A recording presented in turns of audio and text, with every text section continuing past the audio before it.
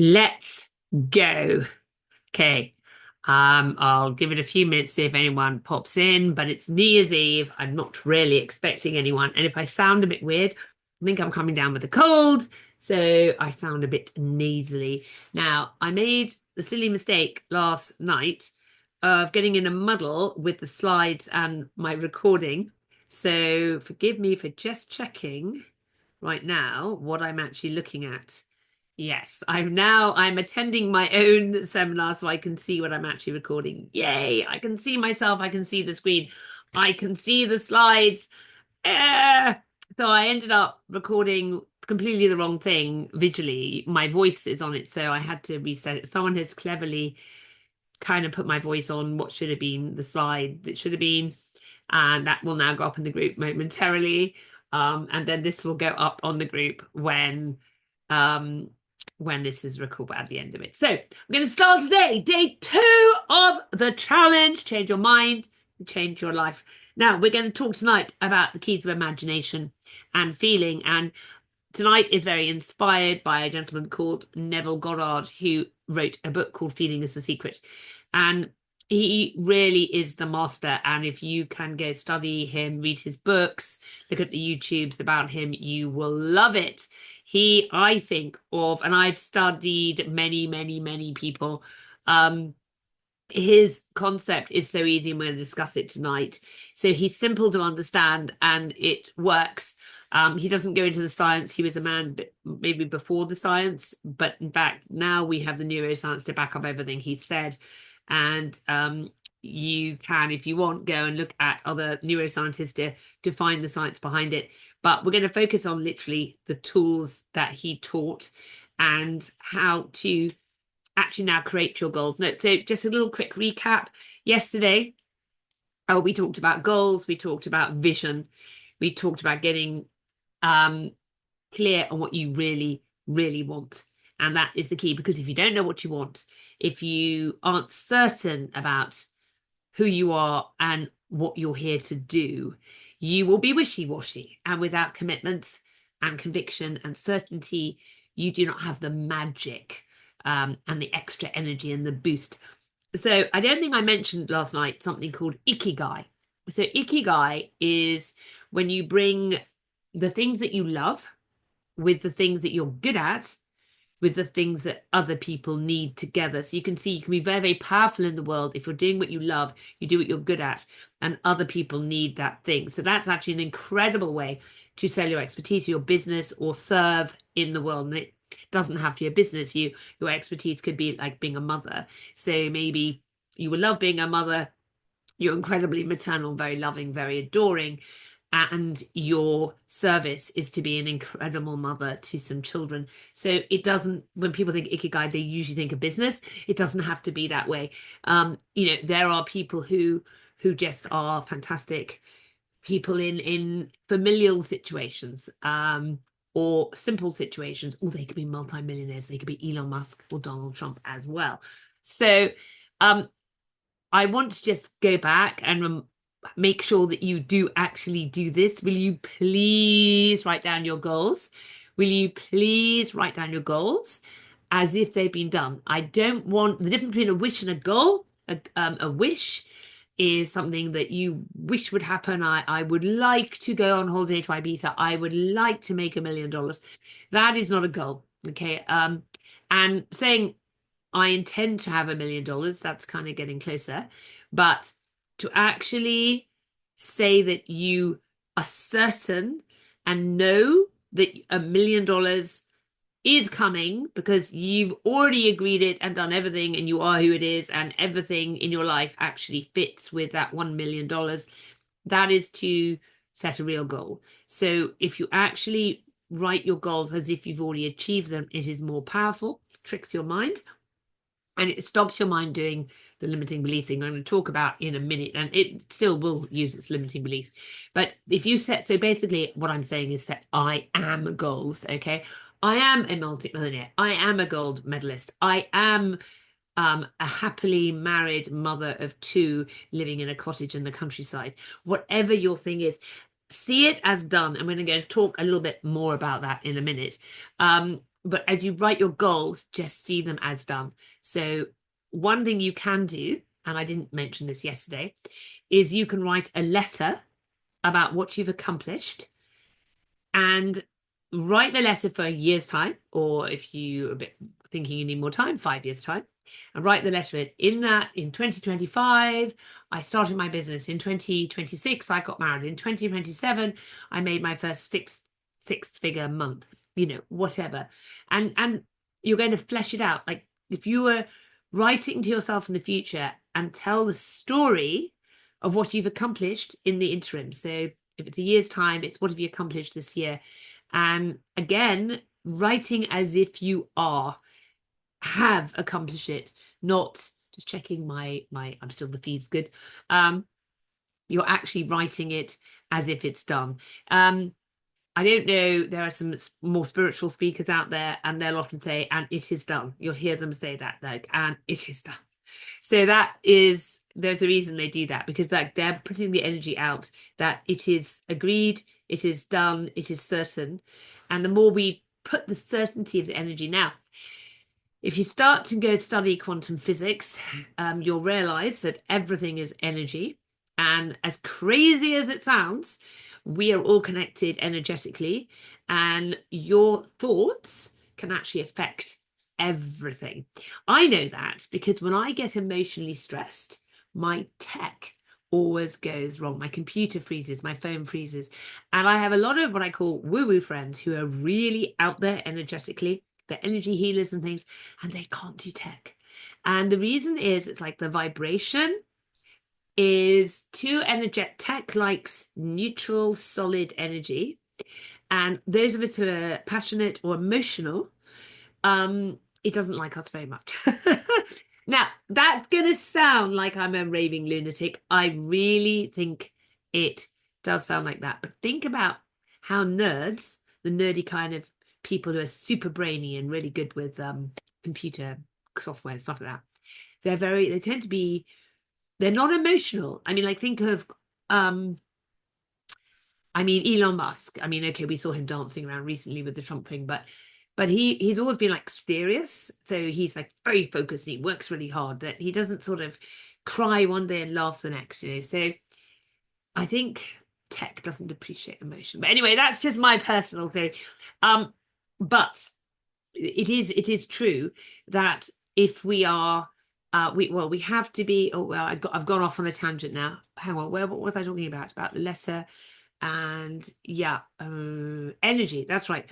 So how we think changes our vibration. Okay, got that. So literally the speed at which our cellular electrons move, etc., etc. That, because we're biochemical beings, as electrical biochemical beings, we have electrical impulses going to our brain. It's how our brain fires.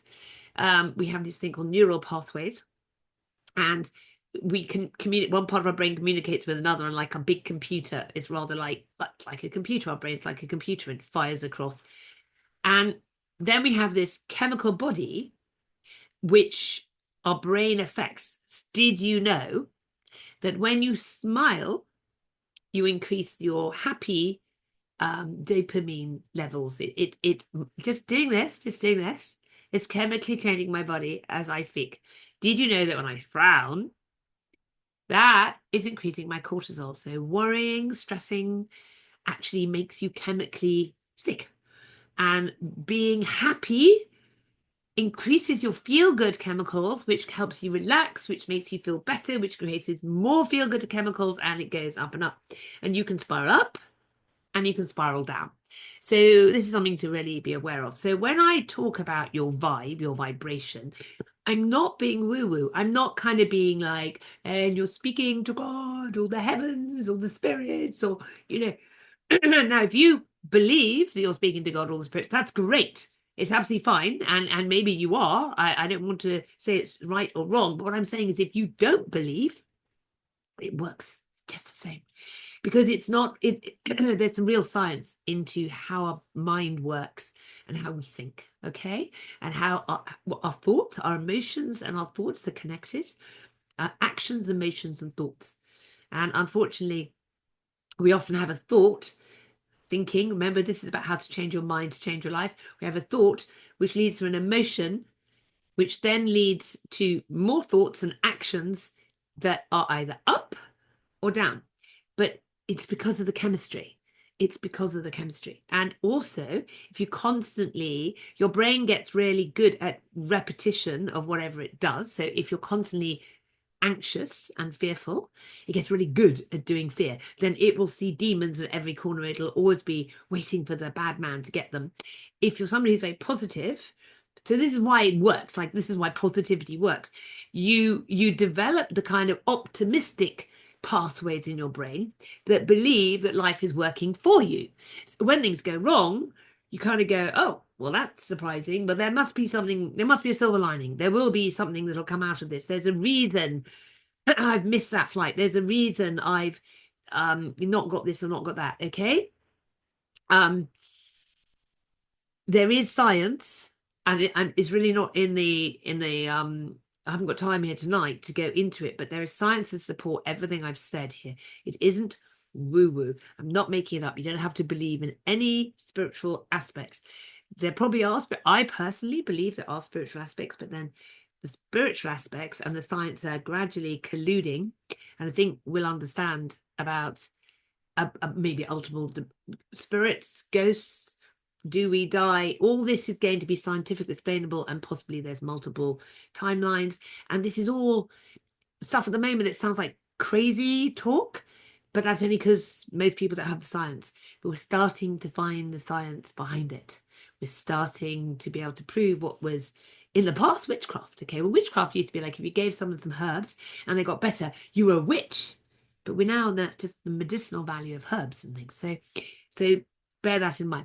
Okay, so that's what we talked about so far. Now I need to move on. Now I need to do this correctly. I need to go over to this screen, and I go like this. Hang on, I need to click on this. This is where I went wrong last night. Yes, exactly. I've got two screens. So I have my slides on another screen, and that should be good. Let me just double check. I haven't got anyone waiting to come into the... now I got to move my cursor back. So I need to go back because I just went there. I need to bring this here. Move my cursor back to this page. Okay, good. No, I don't have anyone waiting, so that's fine. So, day 2, here we go. The power of imagination and belief. Now, we talked about your goals and your vision. And in order to, we did a little mini meditation about your vision. In order to know what you truly want, you have to listen to yourself. To listen to yourself, you have to find a quiet moment. Now, I want to talk here about remembering it's your life, not your parents' life, not your boss's life, not your best friend's life, definitely not your husband's life or your children's life. It is your life. You must listen to yourself. And if you listen to yourself, the power of imagination will serve you. You might think you're hearing things. That's you talking to you. If you sit quietly and listen to your heart will speak to you. It might not begin with. You might think this is crazy. I don't know what the hell I'm doing. This is madness. But if you sit quietly and talk to yourself, your heart will speak and you will find out what you truly want. And if you look at your life story, the clues are there. You can be, who's that, Inspector Clouseau, and you can look at the clues. There are clues in your life. What has moved you? What has made you cry with joy? When have you felt complete? When have you felt fulfilled? When did you feel like everything made sense? We've all of us had those moments when everything just seems beautiful. And I was riding a horse one day. I was going to a horse show and I was so happy. And the birds looked good in the bushes and the sun was out and the grass was green. And I was just so happy. And I distinctly remember it. There was no reason. It was just one of those moments when everything was just lovely. And I noticed it. I was so happy I was going to a show riding this lovely horse. So, and and there's lots of moments like that around horses. The horses are my go-to magic. So now then, you have now, hopefully, or if you haven't, you will be writing your I am goals and you'll have your vision statement. And if you like, your letter of the future. Okay, Now you've got these things written down that you want to do. And the first thing that's going to happen, say you wrote down, I wanted to fly to the moon. The first thing your logical brain is going to do, your servant brain, it is your servant, but it's going to serve you to keep you safe. Your brain has one job, to keep you safe and grounded and not take any risks and not get into trouble. So it's going to tell you, for example, you cannot, what was that? Okay, it's just, I'm like, oh my God, we're having an electrical storm in my background. I think it was just a car going past. You cannot.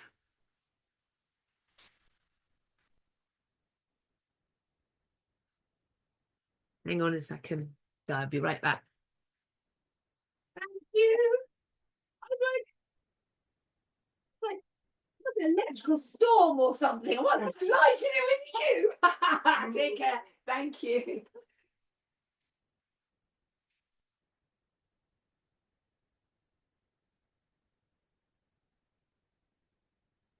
That's the reality of going live.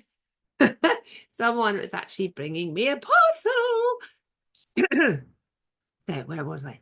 So your brain will immediately go, don't be silly. That's dangerous. You can't do that. You mustn't want to do this. Don't be crazy. And this brain operating to take care of you is great. It stops you jumping off cliffs. It keeps your hand out of the fire. It makes you move quickly when you're in danger. But it is not good when it comes to creating a life you love, following your dreams, following your vision. Okay, it doesn't work for that. It will stop you. And it'll stop you using very lot, because it's rather like, remember Dr. Spock in Star Trek. Your brain is very logical. Okay.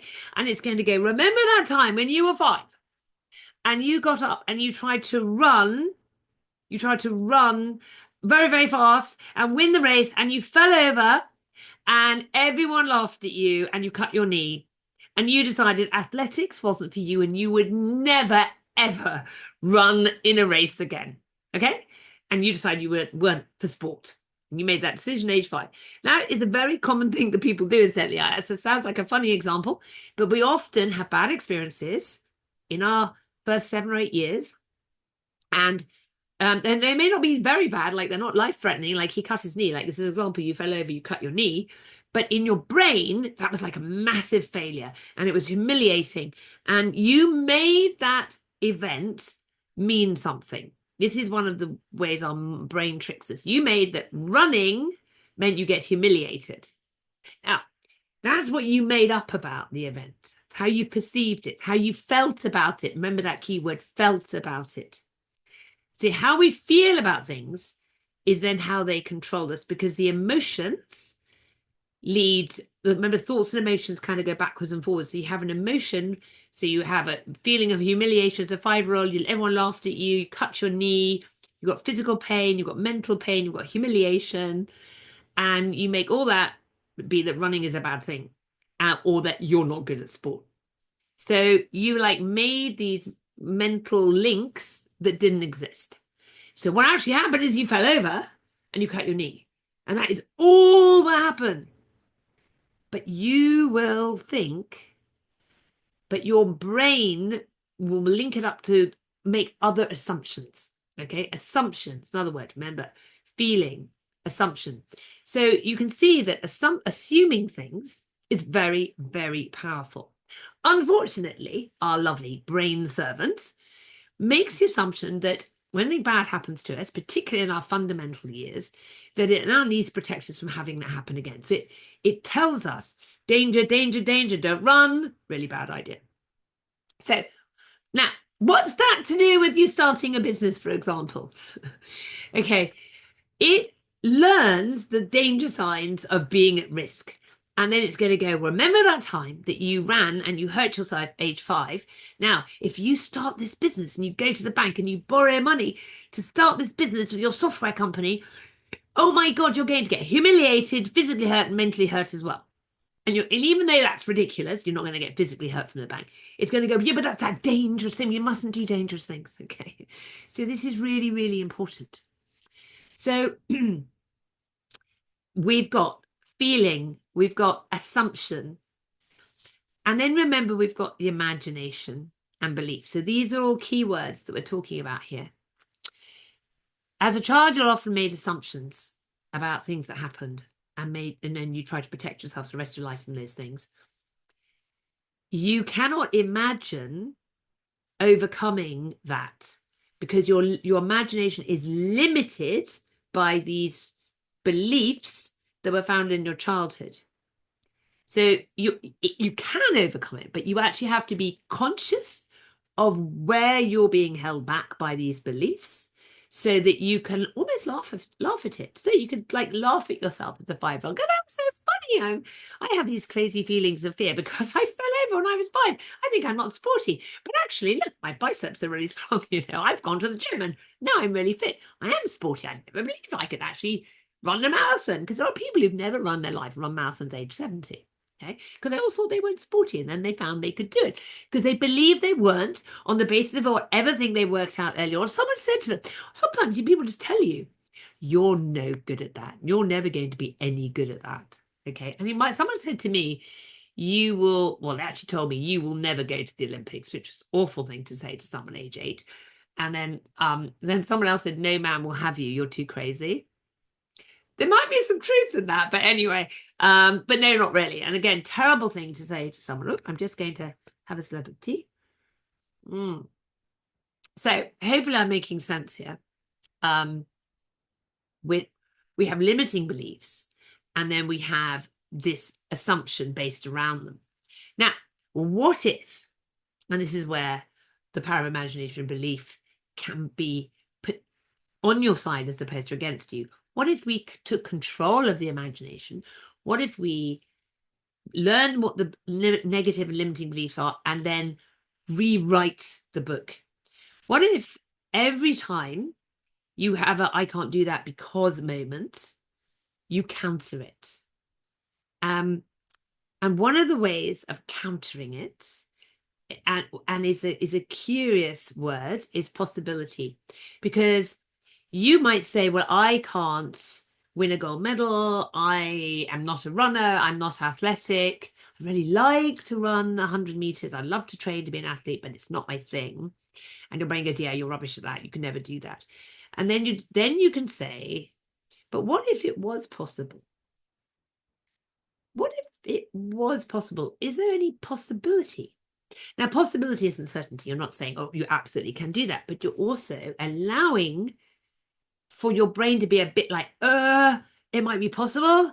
Yeah, I suppose I can give you that it might be possible. It's highly unlikely, but it is possible. And all you need to do is crack open that limit. Like if you think of the limiting belief like a jail cell and you can't get out, you're in jail of the limiting belief. That's a really good way to think about it. You're like in this box called you're not good enough, or I'm not sporty, or I'm rubbish at everything, or I never achieve success. Okay, whatever limiting beliefs, there's 5 or 6 main ones. They basically all boil down to some version of I'm not good enough or I'm not lovable. But there's, I mean, it can be you can use anything. Yours might be very niche, but they're all, if you boil them down, they're all about I'm not good enough, really. I can't do that because of X, Y, Z. And so in this box, and the possibility is a keyword is the key to get out, because it just means like I'm not good enough to be an Olympic medalist, but if I had the right training and lots of money and might it be possible? It's very difficult to say absolutely never possible. Okay. I mean, there might be a few. If you're 6'9" and built like a brick, you probably can't be a ballerina. So that's what we call a ballerina moment. There are certain things it's probably not possible to do. But however, you could maybe become the director of a ballet, or you could write a ballet.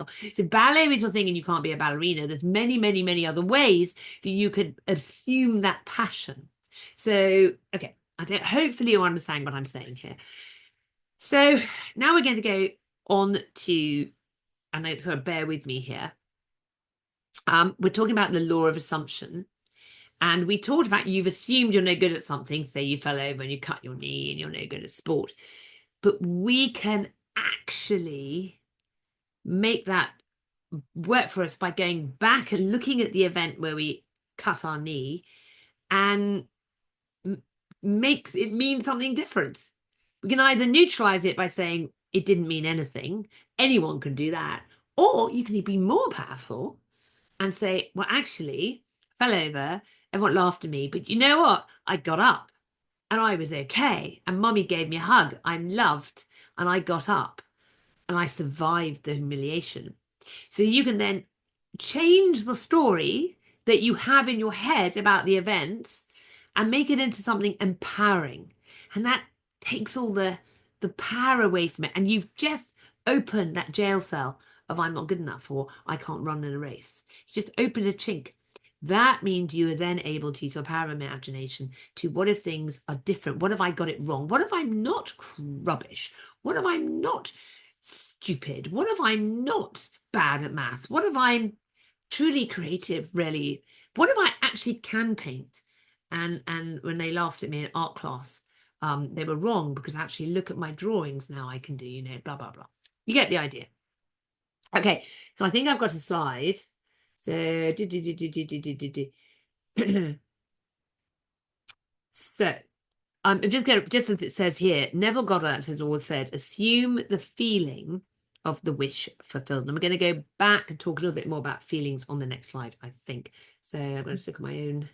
Oh, I have to be over here because I'm on two screens. I have to click on this and then I do that. Okay, so we've covered limiting beliefs. Excellent, done that. Yes, here we go. The law of assumption. This is why I want to deep dive into this. So the law of assumption, becoming what you believe.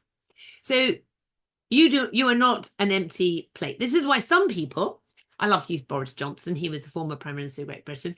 That man is kind of arrogant. But you know what? He's a perfect example, and possibly Elon Musk as well. Elon Musk is really, really clever.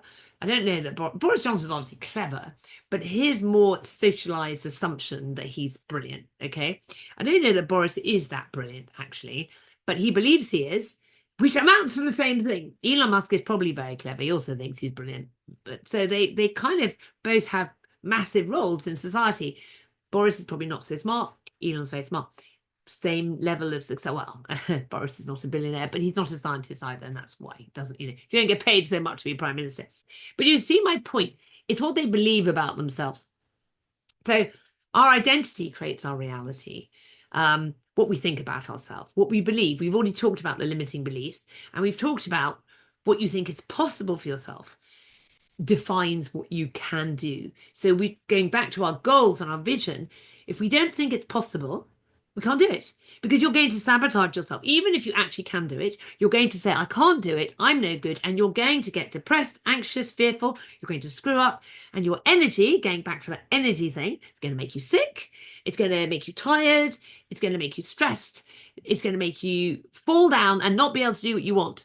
So you have to get out of your own way. You have to override your mind. And you have to understand what your mind's doing to you.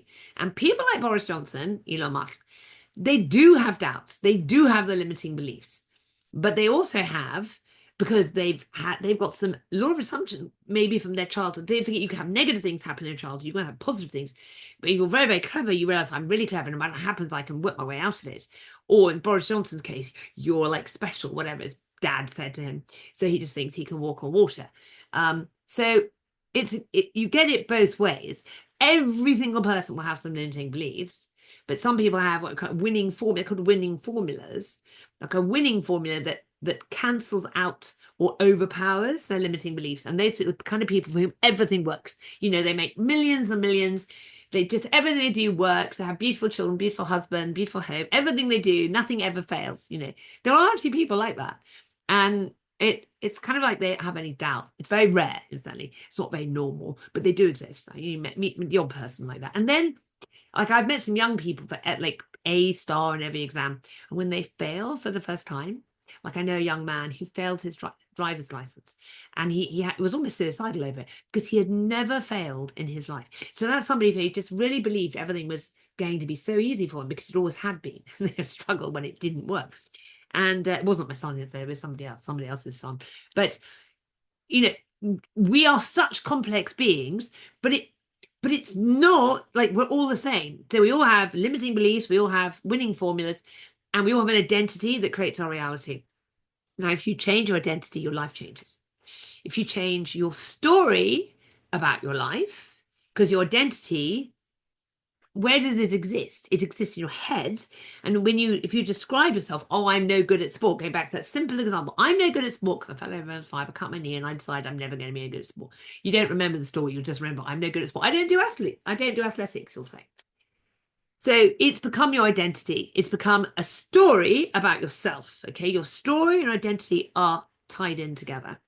So you have to change your story about your identity. You have to change how you act, how you live, your habits, how you speak, and what you do, actions, till you start to be able to live in the possibility of change, live in the possibility of your vision becoming your truth. Because you can't go from I'm shit to I'm incredible like that. I mean, you can say you are, but your little brain's going to be going, no, you're not, no, you're not, no, you're not, because you forgot, you didn't pick up your son from school, you were late, you didn't do your boss's thing that he told you to do. Oh, and you've got some debts, you haven't paid this off yet. It's going to give you 100 reasons why you're not great. And because it wants to keep you safe, it wants to keep you small. Like, live in your little box, be a good person, you'll be safe in your box. You know, we've all met that person who's a mother whose children are never allowed out to play. They wear 8 layers of sunscreen every time they go out in the sunshine because they might, you know, and you just look at them and you go, oh my God, these poor children. I'm sorry if you happen to be one of those mothers, but I'm not that. I'm kind of like, go play. You break your arm, let me know, I'll take you to emergency. And I mean, I'm a horse person, so my son evented, and his first cross country, fence 3, he fell off and lay there, and the emergency were like, oh my God, you need to take me. And I'm like, no, he'll be fine, he'll be fine. That was the kind of mother I was. He was fine, but he wasn't allowed to get back on the horse because he might have head trauma. You know, when I was a kid, I used to just get back on about 20 times, but we don't do that now. So we do have a slightly different way of doing things, but nothing wrong with protecting your children. Should protect them, but there's overprotection because people need to learn to spread their wings. They need to learn what to do when they hurt their finger. Like, you can't always be there for them. Anyway, I digress. Okay, so massive action that confirms a new pathway. So literally a new pathway in your life, but also physically a neural pathway in your brain. So as you start to see a vision, step into that vision and act according to your vision, not according to your limiting beliefs, you physically and mentally and vibrationally start to change, and your brain actually changes. You literally, I love this when I think of neural pathways because I have horses, and in the field, the horses always walk a certain path. You can see the trail they walk to the feed and to their favorite spots in the field. There are all these pathways. And they use the same pathways. I mean, they don't have to use those pathways, but they do because they become deeply trodden. Your brain is the same. So if you're always thinking, I'm not good enough, that pathway, I'm not good enough, the moment you have a challenge, it goes, well, I can't do that because you're not good enough. Remember that you're not good enough. Don't even try that. Just stay safe. Stay safe over here. Just do the little thing. And sport, in my sport, jumping high fences, like, you can't jump that big. Oh, you might hurt yourself. It's so important in my sport to get you out of your own way, because fear is the number one thing that why people can't ride horses cross country, because it is dangerous. People do die. It's actually got more dangerous. But back when I was a kid, you know, you just had to think, I can jump these fences. There is a rule: you never set off cross country thinking you're not going to jump every fence. If you think you have any doubts, the horse will sense it. Horse won't be on board with you. Probably will have a fall or something. So riding horses, very parallel to life. You have to believe you can do it, or else don't do it. So if you want to push yourself outside your comfort zone and create incredible things and live a life you love and live in an amazing way, you've got to do something a bit different from Mr. and Mrs. do ever so nicely who do not do that. Because, you know, we all know somebody who's got their life's okay, and that's great. But they don't want to make $1 million. They don't want to get a gold medal. They don't want to marry the perfect man. They're just like, okay, you're like, oh, this man will do, you know, I've known him all my life, he's all right, you know, or my husband's horrible, but I'm just going to stay with him because I'm scared to leave, you know, as a common one. So, okay. So law of assumption, the belief that whatever you assume to be true, whether it's positive or negative, will manifest in your life. Now, remember, we talked yesterday about focus. What you focus on grows. and you tend to be drawn to what you focus on. So if you focus on negative things, you are drawn to them, or they're drawn to you. There's almost like a magnet of the more you see, like if you're thinking bad things happen in the world, and I'm guilty of this because I'm a bit of a conspiracy theorist, and I'm very aware of there are being bad things in the world, and I have to be careful because it does lead me into a negative sphere. For me, as a bit of an activist, I think I have to do that because it's part of my identity. I want to stand up and protect people and be a voice and be unafraid. But yeah, I have to control it because otherwise I'm focusing on the wrong things. I have to focus on winning and getting the truth. I'm a truth seeker. So that's how I kind of balance that. So I'm doing what I do to be a voice in the dark for those who need to be led to the truth and freedom. Okay, so your reality is a direct reflection of your dominant assumptions. So, like we said, you believe you can or believe you can't. It is true. I think Ford said that, but you believe you can or you believe you can't. It is true. Both are true. So it really is a matter of what you believe is what is allowable in your life. So you can change it by starting to say, I am the possibility of gold medal. I am the possibility of love. I am the possibility of living a life I love. Just start there. That's your chink. It's not enough, but it cracks open the safe. Okay. So to change your life, you must change your assumptions about yourself and the world instead of wishing for change. Assume the change has already occurred. Okay, now this is the most important part. Assume that the change has already occurred. Now we don't do this, and this is where NLP. I'm an NLP practitioner, okay, and a hypnosis coach. And when I did my NLP training, I was fascinated about the goal section. I was excited because they promised us really clever little hook. He was like, oh, and you'll learn the secret of goal setting and how to achieve everything you want in life. I'm like, yeah, I'm so excited. The secret to everything you want in life. I'm like sitting there with my notes. I'm like, okay. And he went, right, are you ready? We're like, yeah, we're ready in the class. And he went, okay. So I'm going to tell you exactly what happened. So he said, okay, now, you set a goal that you can walk to the other side of the room. Okay. He said, do you believe that you can walk to the other side of the room? Yeah, of course we can. He said, okay, right. Now you set a goal that you can run across the town within an hour. Yeah, that sounds like hard work and I have to be fit, but I could run across town and make it in an hour. The town we were in at the time was a relatively small one. Easy, right? Then he said, do you believe that you could run to Scotland and back today? And we looked at each other and went, like, no way we can run to Scotland and back in a day. It's like physically impossible. It's just impossible. So he said, right, okay. So the first two were easy because you believed it was possible.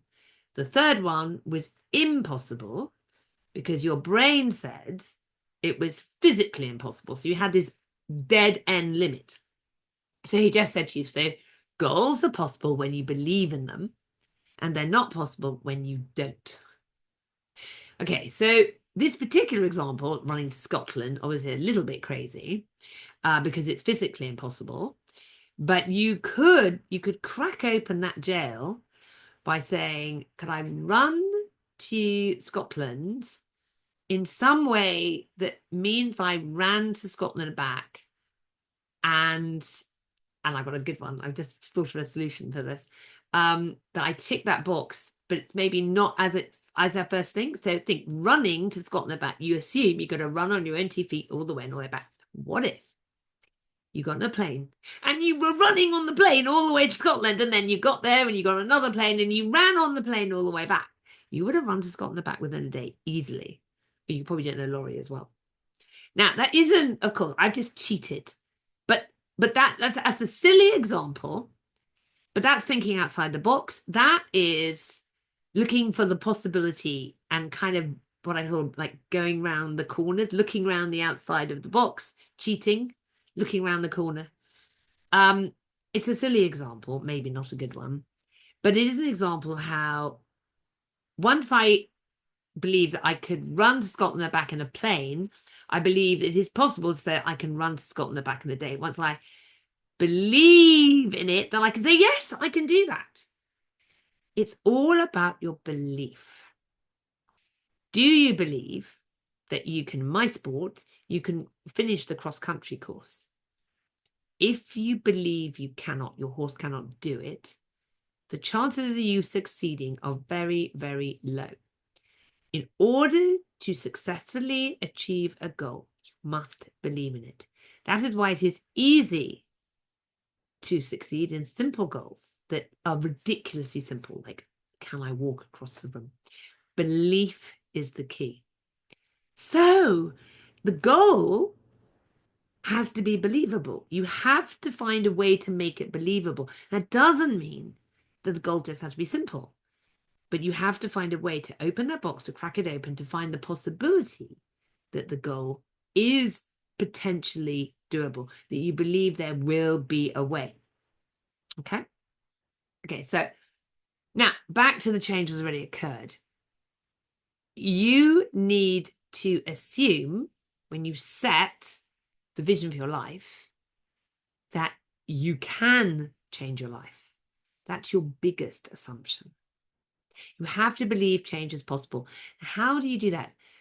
This is where studying other people who've changed. This is why listening to speakers who will tell you about their stories of extraordinary transformation, people who were homeless who ended up millionaires, people who had broken backs who walked again, people who thought they would, who swam the channel being afraid of water.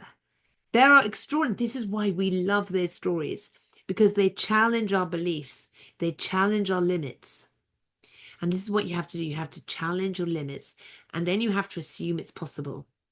So what helps is your brain just needs info, and it has info from your limiting beliefs in the background. It believes it's not possible. You have to start giving it pictures, smell, feeling, hearing, tasting, seeing, images of your success, and give it and feed it where you can the logic of the like inspiring stories. You have to convince your mind that it is possible. Again, open that jail cell. And then you have to see yourself succeeding. This is really easy when it comes to business success, because if you see yourself as a failure, you will have great difficulty ever succeeding. You'll never get the job. You'll never get the promotion. You'll never start the business. If you see yourself as this incredible talent that people just need to get with a program to see you as, eventually people will see you as that. You know, it might take some time. You won't necessarily start out like that. But self-belief is probably the most powerful element that you can have in your life. And that's this. People with the Midas touch have self-belief. And there are people who have doubts and some self-belief, and you see them flip-flop. And you have people that are really confident and they have tons of self-belief. And they do have the doubts, but they have more belief than doubts. So they're always on the self-belief. It can be done. There's a way. Tony Robbins being an example of that. Okay, so write down a limiting belief that you hold about yourself and reframe the belief using the law of assumption. For example, I am always struggling with money to I am abundant and attract wealth endlessly. But don't just write it down. I want you to make a picture. I want you to make a movie about it. I want you to sit and imagine, to do this right now. Whatever your limiting belief is, I mean, are you sporty? Are you not good at money? Are you not good with the bills? Are you not good in relationships? Do you eat too much sugar? What is it you really want? What is that thing? And what's holding you back? Do you think that you have no self-discipline, so you can never eat properly, go to the gym? Maybe it's a weight thing. And you're like, well, I just can't, I'm too tired. I can't go to the gym. So you have to transform that. So you go, I'm really tired all the time and I can never manage to work out. I have no interest in working out. It bores me. Therefore, I cannot change my weight. Fair enough. To I am somebody who always finds the energy to do what I love and that I find important to me. So I love going to the gym. And when I go to the gym, I always find I have more energy than I had before. And I I enjoy my workouts and get fitter and healthier every time I go to the gym. So when the first time you say that or think about it, or imagine yourself going to the gym, imagine yourself driving up, parking the car, getting into the gym, there's all these machines, all these fit people everywhere. We've all been to gyms and you kind of go in there and maybe they're all wearing the latest gear and you're not, you're thinking, oh my God, and you've got 20 pounds to lose and or more, and you're like, oh, and you'll stagger on a machine and fall off in 5 minutes, sweat pouring off you. That's how it is the first time. But if you have a vision and a belief that it's possible to get fitter, and if you are determined, because you do need some determination in some of these things, that you want to change your life, you want to change your story, instead of being an unfit, tired person, that you're going to become a fit and exuberant, energetic person who loves working out. If you now reimagine that story, I'm going to arrive at the gym. You might have to buy yourself some better kit, right? Get your better kit, you turn up, you've had a cup of coffee or you've had your energy drink, whatever it is, you're like, okay, I'm going to do this. And you're like, I'm going to do 10 minutes and that's enough because I'm not that fit. I'm going to 10 minutes. I'm going to do 10 minutes. And next I'm going to do 20 minutes. Next time I'm going to do 30 minutes. And you set yourself up to win rather than to fail. And you just see yourself, I'm there, do my 10 minutes, not sweating much, I'm feeling good. I've got the good kit on, and then I've been doing that. You see yourself doing it for a month, and then you think, well, I've lost 5 pounds, I feel stronger, I can now do 20 minutes running on the treadmill without a drip of sweat, and I've lost a dress size. And then I feel good. Imagine yourself wearing your best dress with that little bit more of a waist than you had a month ago. That will motivate you. That will inspire you. That's the future that you're interested in, that will pull you through the mire of the limiting beliefs and the tiredness and the awkwardness and the resistance. You have to find a way. You have to pull yourself through with your desire, with your vision, through the resistance of your mind going, no, don't go to the gym. You haven't got enough energy, but conserve energy because you've got to survive. Can't have you go to the gym wasting all that energy going to the gym. Rubbish. Gym will make you fitter, make you better. But your brain will tell you you're too tired. And then you have to have your vision of your beautiful new body at the end of the year, so that you're like, I am fit and healthy and I'm a size 10, so you're size 14 or something now. And you have that. I am a size 10. And you look at your body, it's a size 16. You go, I am a size 10. I'm a size 10 who's currently a size 16, but I am a size 10. That's what we're talking about. And the clearer, it's kind of exciting to think about that. Like, we all used to love daydreaming as a child. It's almost like using your imagination to imagine the future you want and really get into it. Like, imagine, like, I want a 60th birthday party next year. And I'm estranged from much of my family. Very strange story, won't go into there now. But I did see them at a funeral recently. And I said to them, I'm going to have a big 60th next year. And they were all like, so I am going to have a big 60th next year. I'm going to have caterers. I'm going to have a band. I'm going to have it in my garden. I've got a little gazebo. I've got the imagination. It's going to be a sunny day. We're going to have a small marquee. The sun is going to come out. We're going to celebrate my 60 years of life. I can smell the food and I can hear the music and I can see the birds and I can see the green trees, and I'll have a new puppy by then and it'll be running around. So I have a very clear vision of my 60th birthday party, and I really look forward to doing that next year. And that's what we're talking about. So imagination is your power to create a new you, to create a new identity, to create a new story. You have to let go of the old story. You have to reframe it. You can spend time reworking the story. Like, I fell over and I cut my knee, but actually I'm okay. Or you can just let it go. That's just the past. I am an incredible human being. I am an incredible human being who helps people get out of their own way to have what they truly want. I am an expert in helping people understand how their mind works so that they can step into a more powerful future for themselves and live their dreams. That is my life mission, along with helping people communicate with animals. But that's a side thing, because that's me, actually. So I really do want to help people communicate with animals. Now, I don't know anything about animal communication other than loving animals. I'm not a channel, but I do think I can talk to horses. And I think anyone can talk to horses. So that's an aside, but that's nuts. And I actually got from a thing that my horse wants me to help the world communicate with animals and understand the value of animals. And I've like been given that as a mission. And I'm going, I don't know how to do that. But I believe in some things that like are meant to be. And I met a woman who said, my horse wants me to do this. He's said it more than once now. And I know that there's something in that. And I believe that I actually am good at maybe being the communicator for people, helping people understand how important animals are. But that's a side thing, because my thing is helping people live their dreams. Okay, so hopefully that makes sense. Let's move my cursor over here and move the screen to the next one. Okay, so I totally recommend you go read The Feeling is a Secret. Using emotion to shift beliefs is effectively what Goddard teaches. You have to feel the emotions in your new identity.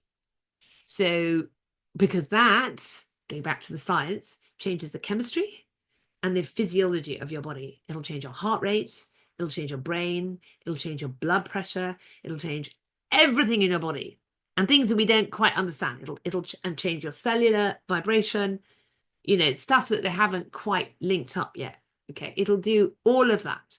So it's so important that you feel your future, that you get excited about your future, that you celebrate your future, that you have these visions, that your goals become movies that you create, that you can see, that you can run. You can even read the movies into a dictator, right? Read it into your voice memo on your phone, or you can record yourself on Zoom, or you can record yourself on YouTube with the story. I'm doing this and I'm doing that, and I feel incredible. So I have, like, going back to my 60th birthday party, after the feeling I get at my 60th birthday party is gratitude for having got to 60 and having created this incredible event and showing my family once and for all that I am me, and that despite everything they ever tried to do to me, I succeeded. And there's the reason why I say that. So that's part of my personal story. But I succeeded. And I stayed true to myself. And I kept my horses. So there you go. The subconscious mind responds to emotion feeling more powerfully than logic. So your conscious mind, your computer here is logic, logic, logic. So you can beat that with logic, but your subconscious mind won't work with logic. With your subconscious mind, going to have to work on the emotional level. So head, heart. And you need to come from your heart, and then your head needs to obey your heart. So the feeling of your desired state will signal to your subconscious mind that this is your new reality. So imagining the feelings, to the word imagination, I said earlier on, listen carefully to the word feeling. Imagine your feelings. Stay true to your feelings. Stay true to yourself. Don't lie to yourself. Lying to yourself is saying you're not good enough. That's hard, isn't it? Because that your brain's going to say, but you're not good enough. You're not able to do that. You're too fat, you're too old, you're too lazy, you're not clever enough. Whatever that limiting belief is. Those are the lies. The truth is none of that's true. That's just your safety mechanism keeping you in your jail cell. You have to break out of your jail cell. And you can. But you have to do it with clear, attentive focus, intentional, committed focus, that you are changing how you see yourself. And it's hard because you're breaking down walls that are there. You're smashing yourself out of your jail cell, and there will be resistance. You have to You would crack open that jail cell with possibility, but then you have to push really hard, and it isn't easy, and most people quit. I'm going to tell you now, everything I've said right now, most people, 95% actually, can't do it. They do it in little bits, and that's how come people achieve some of the things they want in life.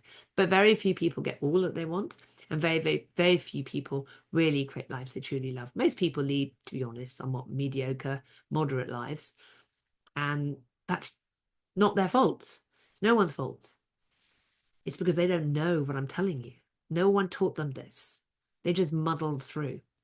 In my world, it seems like everyone does personal development, but that's because I'm in it. But most people don't. And they know little tiny pieces. The fact that you're even listening to this makes you in the small percentage of awake people who know there is more, that you were born for more, that there is time for more, that there is a way to have more in your life. And you're looking for it. That's why you're listening to this. And you're right, there is. But it isn't easy. And that's where a lot of people think, well, it's not easy. It's not easy, so I give up. Or I'm not meant to. See, I really am shit at this. I really shouldn't be doing it. Trust me, I've had those feelings many times in my life over various aspects in my life. So when you're being beaten by your husband and you're lying on the floor, having been thrown there by your husband, you might think, oh, I'm really obviously not a very good person. Why is he doing this to me? But it wasn't anything to do with me. It was him. And I had to get very clear on that.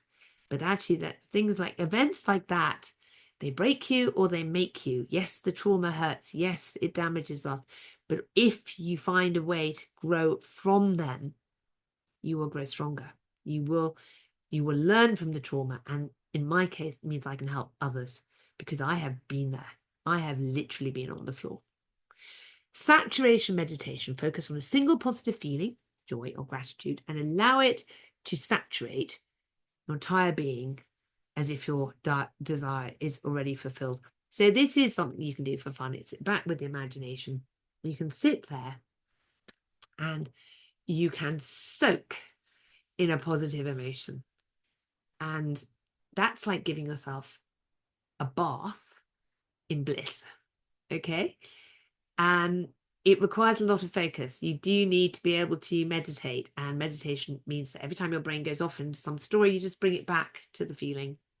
So this is a Goddard suggestion. I don't do saturation meditation, but I'm mentioning it because some of you might really like to do that.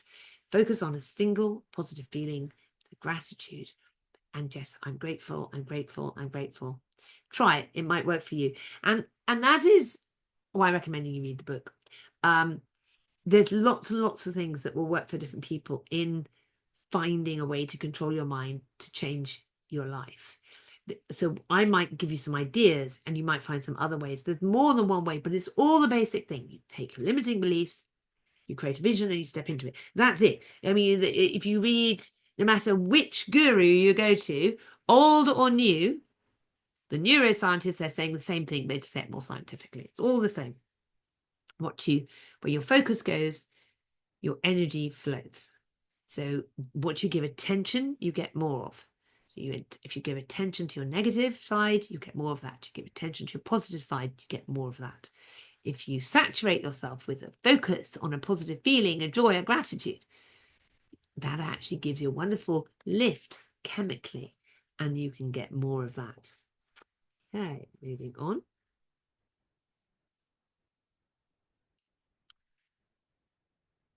So your exercise for today is to imagine waking in your dream life.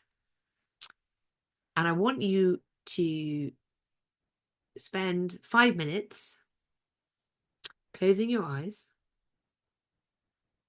and walking through your perfect day.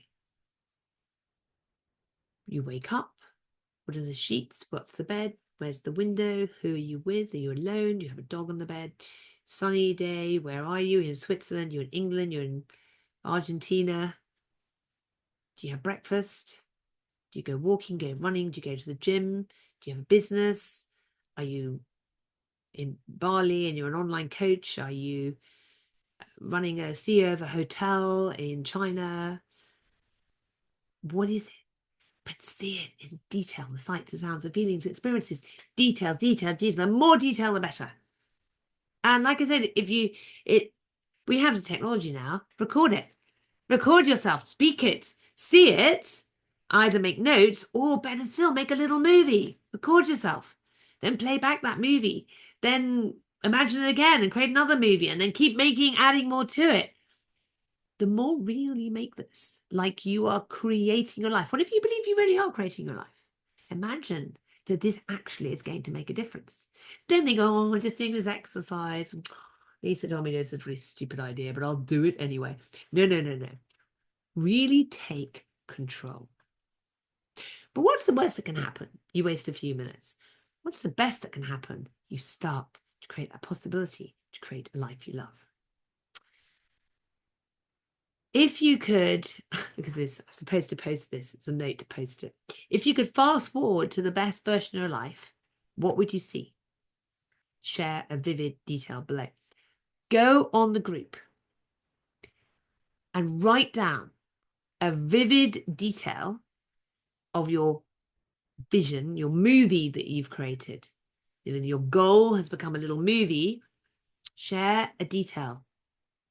So I can tell you, it's absolutely interesting. It's true. I wrote on a dating site that I did my dream day, right? So it was how I did on a dating site. I said I want to find somebody I can love, and I want to wake up with them and do this and this and this and this and this. And this is my perfect day. And I thought, and it was really, really out there, right? And I thought, no one's going to answer that. But it was like, hey, if you don't want to have this perfect day with me, and if you're not interested in this person, then don't write to me, right? I didn't get many people write to me, but I had one guy write to me. Now, this does not have a happy ending. However, it was extraordinary that this amazing man wrote back. And it just turns out that there had many complications in his life, but he was an amazing man, and he wrote back, and he totally resonated with my vision, and we got on really, really well. And it was because I was so clear in my perfect world, and he actually was like, I had seen myself in a ski cabin, and he owned a ski cabin. And it was like, because he resonated with it. Now, so that in actual fact, like, he literally fit, but that's how the life works. In that case, that's a man, but you will find the fits for who you want to be and how you are, and what you want will come to you when you're really, really clear and you see it. And Bob Proctor talks about reading your goal card, your goals. I am this, I am that, I am always, I am, and reading them every single hour of the day. We talked about this yesterday. You can put them on your phone. Or I love this. And I'm running out of time here, so I need to wrap this up. At night, your brain is the most open to possibility.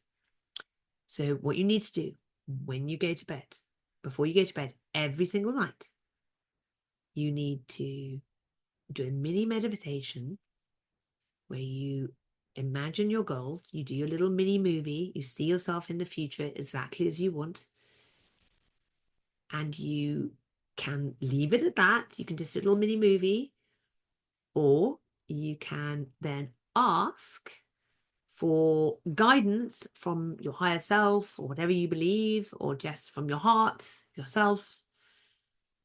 Help me see how to achieve this. So you run a little movie, you see this, like, so how do I make this happen? How do I get there quicker? How do I XYZ? So you ask yourself to come in overnight. I think it was Einstein. Was it Einstein that did this? Einstein, I think he did it. He would solve things at night, because your brain will then go triggering around trying to solve the puzzle for you while you're sleeping. I mean, it's efficient, right?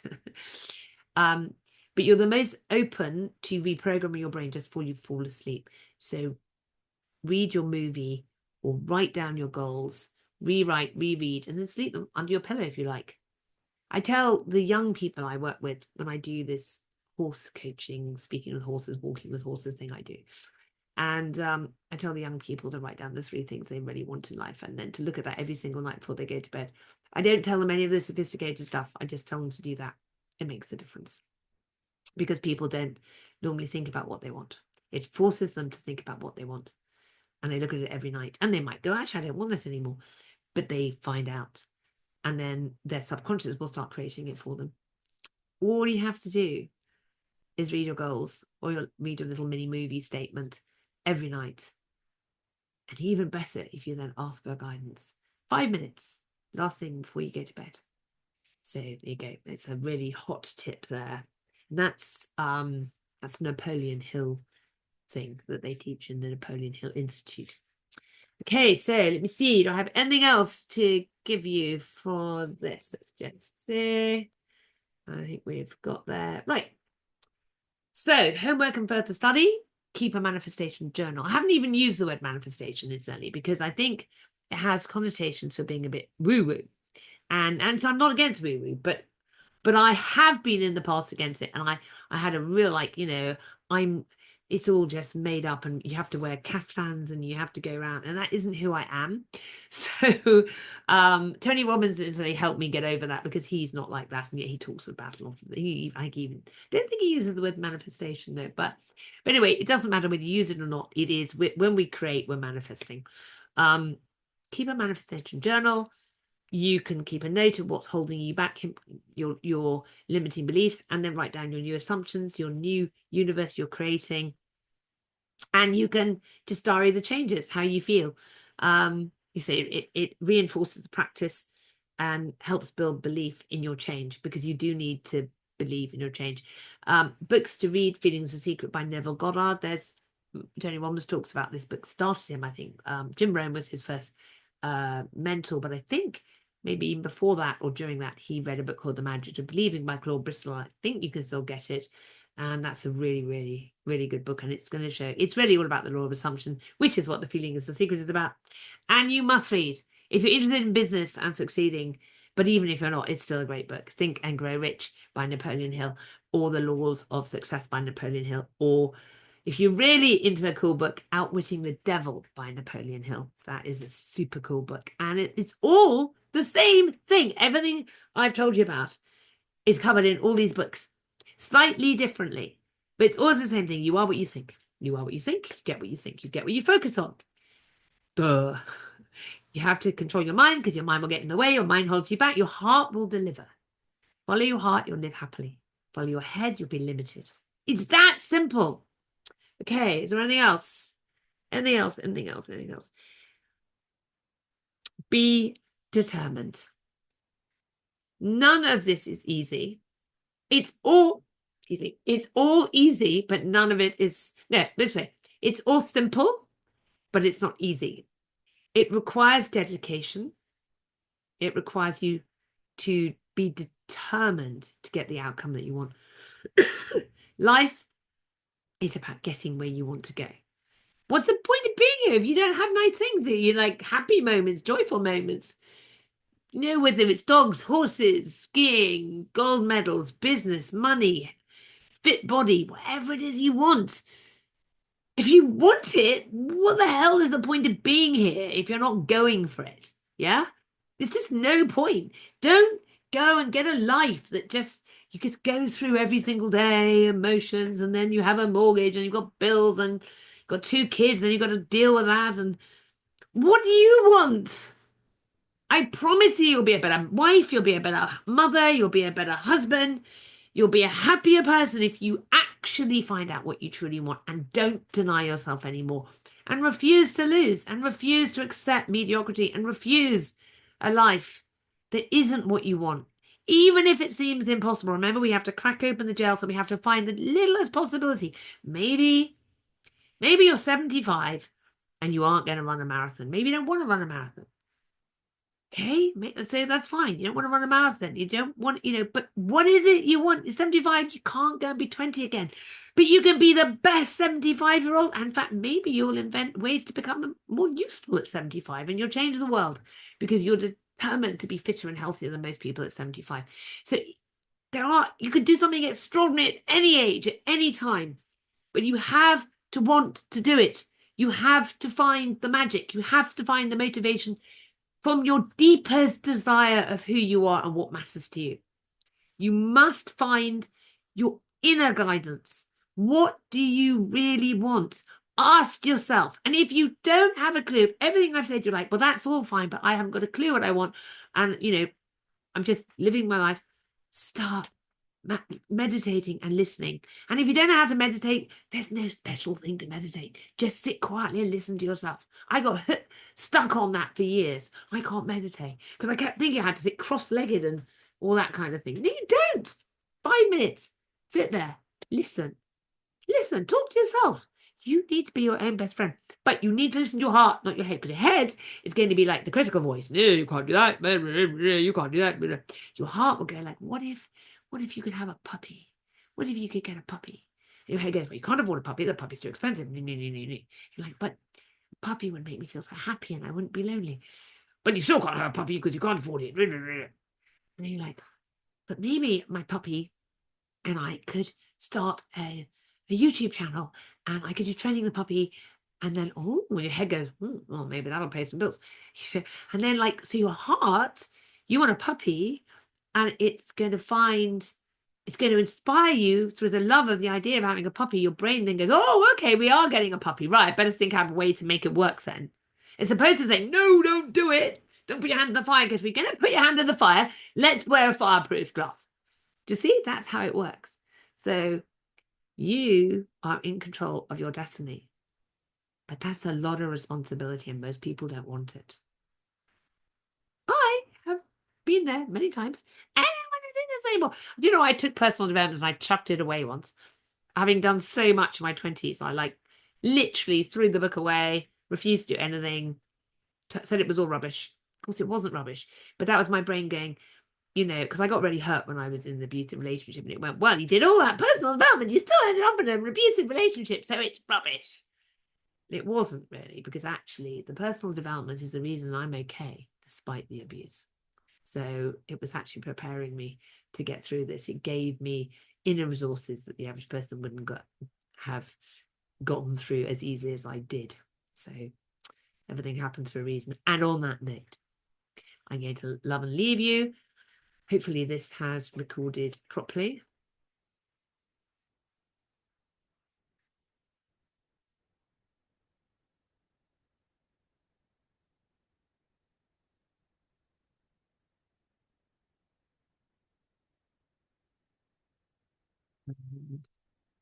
I wish you a very, very good night.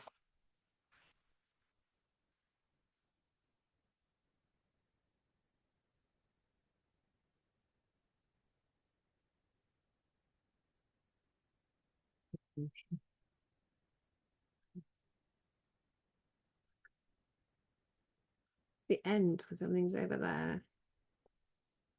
Stop share. You can't. Yes, I can't switch off the recording till I stop the share. And for a scary moment, I was like, no, don't tell me I haven't recorded. I told you, me and tech. I still got to work on that pattern. Thank you and good night.